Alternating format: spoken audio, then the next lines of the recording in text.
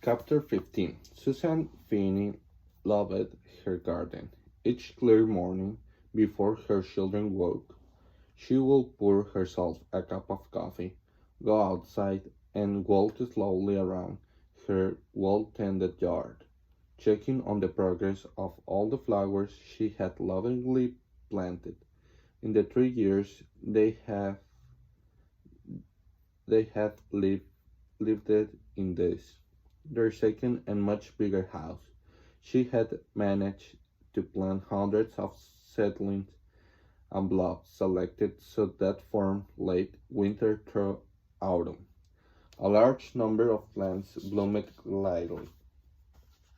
Around Valentine's Day, the tiny white snowdrops and yellow and purple crocuses bravely poked their heads up, first to the draft winter soil, then the showy daffodils trumpeted the real arrival of spring as they swayed in the March and early April breezes.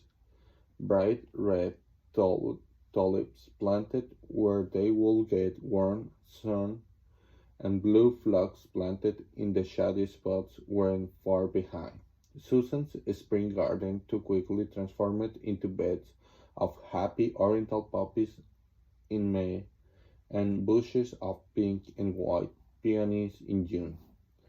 The Shasta daisies she had planted ensured that she had got flowers from June until the first frost. Black-eyed Susans and orange dahlias, totally self-sufficient, had multiplied on their own. Yellow yarrow, planted in the dry parts of the yard, bloomed all summer as well. Now, in late August, Susan watched for the chrysanthemums. The year they moved in, she had planted pots and pots of yellow and deep orange moons. Each year they had bloomed again, better than the year before. The buds were on them now, almost ready to burst open. She was glad they had moved to Huhukus, such a funny name for a town. There were so many Native American names in the northern New Jersey area: Pasquay Valley, Mahawa, Kinderkamek Road, Musquaskin Brook.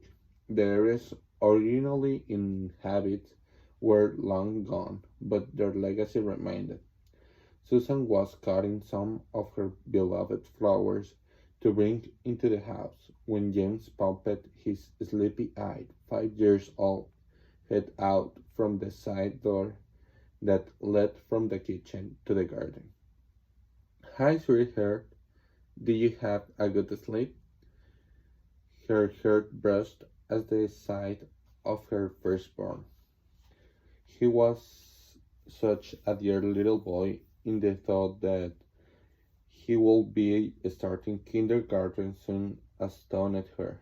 She could remember so clearly the day he was born, the nurse rolling him into her hospital room in his lucid bassinet, the wonder of holding her perfectly formed miracle in her arms.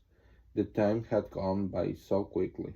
First, James, named for his father, then 2 years later, Kimberly, and a year after that, Callie. As she walked toward her son, she thought about how good God had been to the Phoenix family. They were all healthy, and James's cable business had skyrocketed. It was hard sometimes, he's traveling so much, but the couple had agreed that it was something they could endure now, knowing it wouldn't be this way forever. James was looking inquisitively at the bunch of flowers gathered in his mother's hand. "What are those flowers named, Mommy?" "Black-eyed Susans, honey." The little boy's green eyes widened. "Just like you?"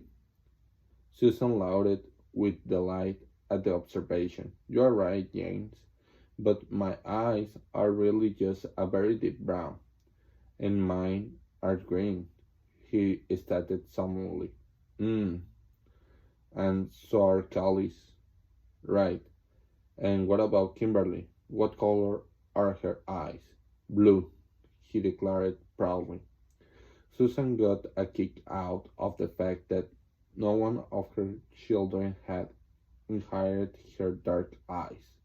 She knew it was genetically improbable, but the surprise of it stared her clearly in the face each day. How about some French toast? She suggested to her son, knowing in advance what his response would be. Let me just get these flowers in some water and I will make your favorite right away. As Susan went to the kitchen sink to fill a vase with water, her feeling of well-being suddenly evaporated as her eyes strained out the window toward the Richards' empty house. Those dear, sweet people who had welcomed her so grandly into the neighborhood had died such a sad and senseless death.